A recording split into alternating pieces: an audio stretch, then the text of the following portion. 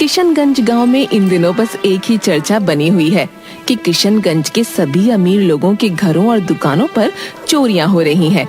किशनगंज का इंस्पेक्टर रघु इसी तफ्तीश में लगा हुआ है, लेकिन चोर एक नंबर का शातिर है जो चोरी के बाद कोई सबूत नहीं छोड़ता और न ही किसी के हाथ आता। इंस्पेक्टर, आज 3 दिन हो चुके हैं मेरी दुकान को चोरी हुए।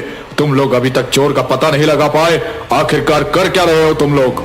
धनीराम जी, संयम रखिए। पुलिस अपना काम कर रही है। जल्दी ही अपराधी हमारी गिरफ्त में होंगे। अब आप जा सकते हैं। धनीराम गुस्से में थाने से निकलकर जाता है। क्या साहब जी, सब आकर आपकी पूंगी बजा जाते। आप कुछ करिए उस मोनू चोर का। अब तो बात आपकी इज्जत पे। मोनू मोनू मोनू, इस नाम ने मेरा जीना हराम कर रखा है। इसको छोड़ूंगा नहीं मैं। ये मोनू तो पकड़ में ही नहीं आता। किसी दिन पकड़ में आ जाए तो बस उसकी सारी बोलती बंद करवा दूंगा। ऐसे डंडे पड़ेंगे कि हमेशा के लिए चोरी करना भूल जाएगा। वो जानता नहीं कि कानून के हाथ कितने लंबे हैं। कितने लंबे साहब जी? मोनू छोड़ो, उसका बाल तक आपके हाथ नहीं लगा। रहने दो रघु सर। मोनू उस्ताद है, उस्ताद। उसका तोड़ आपके पास क्या किसी के पास नहीं है। चुप करो। तुम क्या जानो कि एक ईमानदार पुलिस ऑफिसर के लिए एक अपराधी को पकड़ना कितने बड़े फक्र की बात होती है। और कसम मेरी वर्दी की, जब तक मोनू को सलाखों के पीछे नहीं देखूंगा तब तक चैन की सांस नहीं लूंगा। हाँ, ठीक है साहब जी। अब जज्बातों में मत बह जाना। रघु सर, मोनू का तो पता नहीं सलाखों के पीछे जाएगा कि नहीं, लेकिन वो आपको हवालात में जरूर बंद कर देगा। अच्छा, क्या कहा तुमने? ऐसी जगह ट्रांसफर करूंगा कि याद रखोगे? अरे नहीं, मैं क्या बोलूंगा। बस इतना समझ लो साहब जी कि वो छोटा मोटा चोर नहीं कि आपके हाथ में आ जाए। हाँ हाँ, जानता हूँ, मगर उसे तो मैं पकड़ कर ही रहूंगा। मोनू चाहे छोटी चोरी करे या बड़ी चोरी करे, लेकिन चोरी इतनी सफाई से करता था कि चाहे कितना भी कोई जोर लगा ले, उसे पकड़ ही नहीं पाता था। मोनू का एक साथी था जिसका नाम बटुक था। बटुक शुरू से मोनू का साथ देते आ रहा था। कई जगहों पर दोनों साथ मिलकर चोरी करते और धन को आपस में बांट लेते। मोनू भाई, अपन को तो घर वालों ने ही 9-2-11 कर दिया था। यही बोले कि तेरे जैसा औलाद से अच्छा हमें औलाद ही ना हो। लेकिन भाई, कभी कभी बहुत याद आती है घर की। चल छोटे, दिल छोटा ना कर। अपन तो बचपन में ही घर से कल्टी मार लिया था। तो भाई, तुझे घर की याद नहीं आती? अपन को अपनी माँ का चेहरा याद है, वो भी धुंधला सा। बाकी कोई नहीं अपन की याददाश्त में। चल छोड़ ये सब। आज रात चोरी करने जाना है ना? हाँ, आज तो बहुत कीमती माल चुराना है यार, मगर एकदम सावधानी से जाना होगा। अरे भाई, जो भी हो, हम दोनों किसी से डरते हैं क्या? देखना सब सही हो जाएगा। आधी रात में मोनू और बटुक दोनों ही मुंह पर काला कपड़ा बांधकर निकल पड़ते हैं। अरे भाई, यहाँ तो पहले से कोई बैठा है। अरे तू भी क्या मूर्खों जैसी बात कर रहा है? जब लाखों रुपए का सामान पड़ा होगा गोदाम में तो रखवाली के लिए कोई तो रहेगा ही। तू मेरी बात ध्यान से सुन। ये रुमाल ले और सुंघा दे, तब तक मैं गोदाम खोलने में लग जाता हूँ। बटुक ऐसा ही करता है। गार्ड वहीं बेहोश होकर गिर जाता है। मोनू फटाफट गोदाम खोलता है और सोने से बना घोड़ा निकाल कर ले आता है। ये देख भाई, एकदम चमचमाता हुआ घोड़ा। चल पकड़ इसे, अब कल्टी मार लेते हैं, इससे पहले कोई और आ जाए। मोनू और बटुक उसे चुराकर भाग जाते हैं।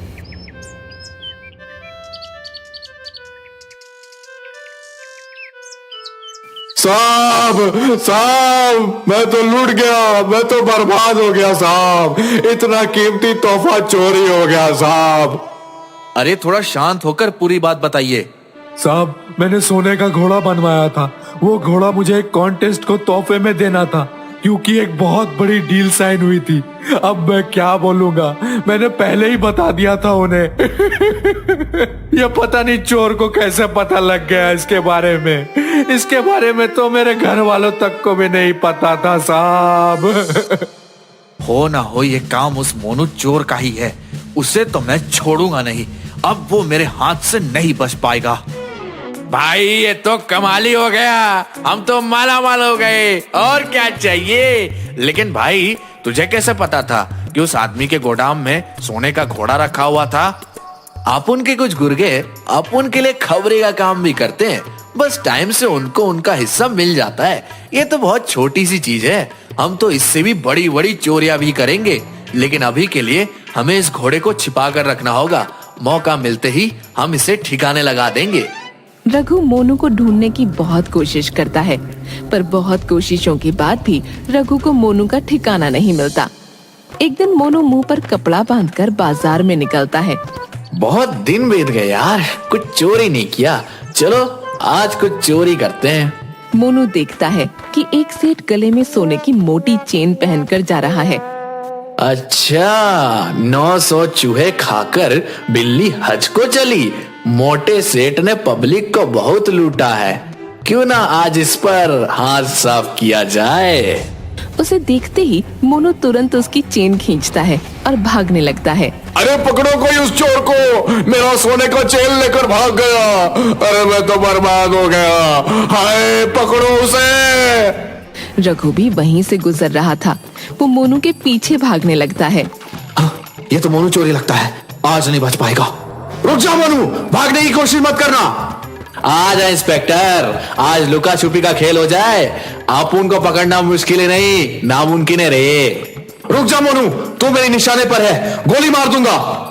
अबे चल हट, हम आने दे। तभी अचानक मोनू देखता है कि एक बूढ़ा इंसान सड़क पर बेहोश पड़ा है। ये देखते ही मोनू रुक जाता है। वो उस बूढ़े आदमी के पास आता है। अरे बाबा, क्या हुआ आपको? बाबा। तभी रघु वहाँ पहुँच जाता है और उसे पकड़ लेता है। आज तो तू आ ही गया मेरा पकड़ में, अब तो तू सीधा थाने जाएगा। मुझसे पहले इन बूढ़े बाबा को हॉस्पिटल पहुंचाओ। इंस्पेक्टर, हवलदार, एम्बुलेंस को कॉल करो, इन बाबा को पास के हॉस्पिटल में पहुंचाओ, और आप तो थाने में तशरीफ ले चलो अपनी। रघु मोनू को पकड़ लेता है और उसे थाने लेकर आता है। तुझे लगता है इंस्पेक्टर तू ज्यादा देर तक मुझे यहाँ रख पाएगा? बस देखते जा अपन क्या करता है। थाने में रघु के सिवा कोई और नहीं था। रघु मोनू को जेल में बंद करने लगा। तभी मोनू रघु की गर्दन पकड़ लेता है और रघु को जेल में बंद करके भाग जाता है। हाँ भाई इंस्पेक्टर साहब, क्या था दिमाग में कि अपन को पकड़कर प्रमोशन मिलेगा? चलो थोड़ा सा मजा हवालात का तुम भी चख लो। मोनू भागते हुए अपने ठिकाने पर आता है। अरे मोनू, क्या हुआ भाई? इतना हाफते हाफते क्यों आ रहा है? कहीं पुलिस को ठिकाने का तो नहीं पता लग गया? अरे नहीं रे, वो चंपू इंस्पेक्टर ने पकड़ लिया था, बस उसी को पपलू बनाकर आया हूँ। उसने तुझे पकड़ लिया? मगर वो कैसे? क्या किया रे तू उसके साथ? अरे एक बूढ़ा आदमी बेहोश पड़ा मिला था, बस उन्हें देखने के लिए ही रुक गया और उसने पकड़ लिया।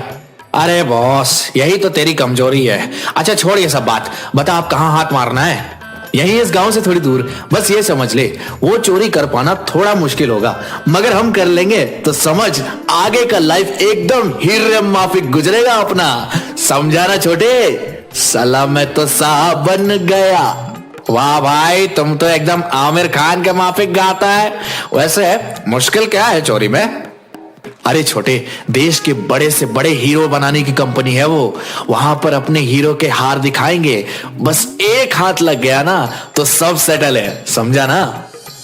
कुछ दिनों बाद दोनों अपने अपने चेहरे पर दाढ़ी लगाकर सूट पहनकर वहां पहुंच जाते हैं। बटुक, हमें ऐसे दिखाना है जैसे हम भी बाकी लोगों की तरह यहाँ सब देखने ही आए हैं। तभी दोनों की नजर रघु पर पड़ती है। अरे देख बटुक देख, ये इंस्पेक्टर तो यहाँ भी आया हुआ है। इसने ही मुझे पकड़ा था, मगर इस बार ऐसा कुछ नहीं हो पाएगा। हाँ भाई, यहाँ तो बहुत अच्छा इंतजाम किया है इन लोगों ने। दोनों बड़ी ही शांति से अंदर जाते हैं और मौका ढूंढने लगते हैं जिससे कि वो कुछ चोरी कर पाएं। बटुक, ये तो बहुत बड़ा है, मैं उधर जाके देखता हूँ वहाँ क्या है। मोनू को एक कोने में एक हार दिखता है। अभी वहाँ कोई भी नहीं था। यही सही मौका है, यहाँ कोई नहीं है। मोनू तुरंत शीशा तोड़कर अंदर से हार निकालकर छत के ऊपर से निकल जाता है। सभी मोनू को पकड़ने के लिए उसके पीछे भागने लगते हैं। मोनू बिना रुके दौड़े जा रहा था। दौड़ते दौड़ते वो बहुत दूर आ चुका था। तभी अचानक वो एक महिला से टकरा जाता है। मोनू उस महिला को देखकर हैरान रह जाता है। इनका चेहरा तो ऐसा लग रहा है जैसा चेहरा मेरी माँ का था। क्या बोला तुमने? माँ, आपको याद हो मैं आपका गोलू। क्या तू गोलू है? हाँ माँ, मैंने अपना नाम मोनू रख लिया है, लेकिन आपका तो गोलू ही हूँ। मोनू की माँ बहुत जोर जोर से रोने लगती है। बेटा तू कहाँ चला गया था? मैंने तुझे कितना याद किया। तू कितना बड़ा हो गया, मैं तो पहचान भी नहीं पाई।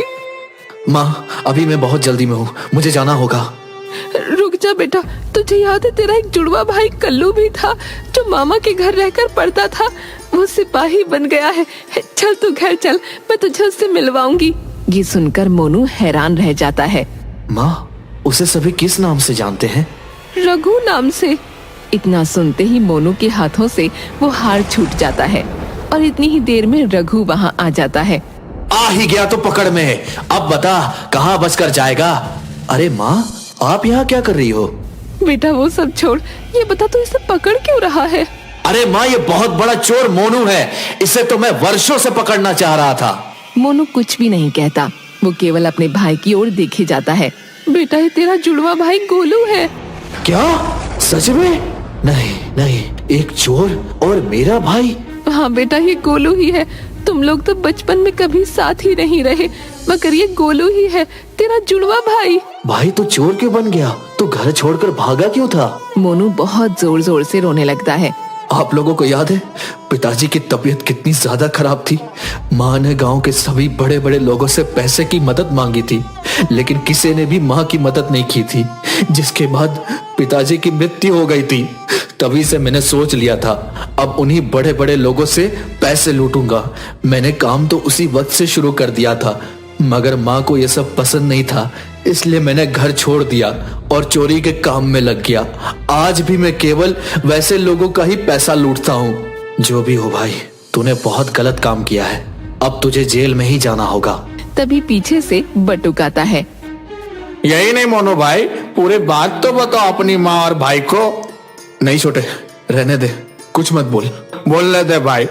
पता है आज तक इसने जितनी भी चोरियां की उन सभी पैसों को ये सभी जरूरतमंद लोगों में बांट देता है। कितने गरीब बच्चे आज इसकी वजह से पढ़ाई कर पा रहे हैं। इसकी एक ही कमजोरी है, ये किसी को ये दुख में नहीं देख सकता। तभी तो उस दिन जब इसने एक बूढ़े आदमी को बेहोश देखा तो रुक गया।